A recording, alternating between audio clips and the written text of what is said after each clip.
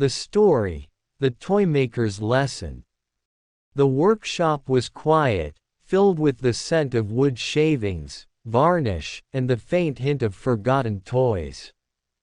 Shelves lined the walls, stacked with dolls and figurines, all carefully crafted, yet many had been abandoned or broken over time.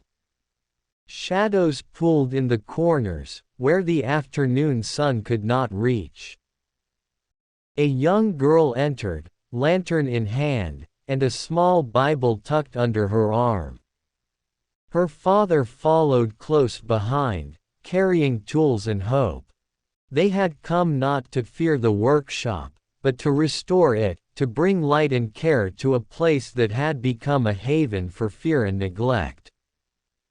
The toys seemed almost alive in the dim light, their painted eyes staring, some cracked, some missing limbs. Whispers echoed softly from the shelves, "They will not forgive you. You cannot fix what is broken. They will take over if you try." The girl breathed deeply and opened her Bible, reading aloud. "The Lord is my shepherd, I shall not want." Psalm 23 verse 1. The shadows shifted, recoiling from her words, unable to hold their ground against truth. Her father knelt beside her, guiding her voice in prayer, teaching her that fear has no power where God is present. Do not be overcome by evil, but overcome evil with good. Romans 12 verse 21. Together, they walked among the shelves, carefully picking up broken toys, repairing them, painting missing eyes, mending cracked joints. With each act of care, a small corner of the workshop seemed brighter, the shadows shrinking further. One doll, missing an arm, sat at the edge of a shelf, its face cracked and forlorn.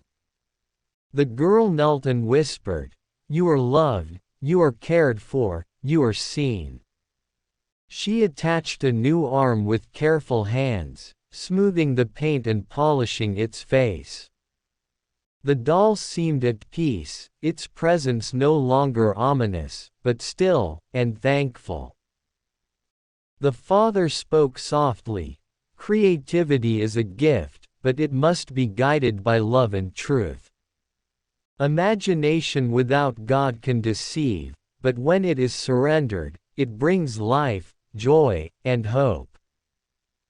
Train up a child in the way he should go, even when he is old he will not depart from it." Proverbs 22 verse 6. By the time the lantern light grew dim, the workshop was transformed.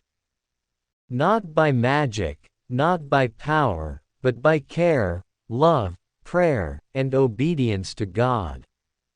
The shadows still lingered, a reminder of what neglect and fear can create, but they had no dominion. The girl and her father left the workshop hand in hand, the toys arranged neatly, the workbench clear, and the space filled with quiet light. The light shines in the darkness, and the darkness has not overcome it. John 1 verse 5. Outside, the wind carried the faint laughter of children, no longer of fear, but of joy and life. The workshop had become a sanctuary of creativity and truth, a place where love, guided by God, could flourish even where darkness had once ruled.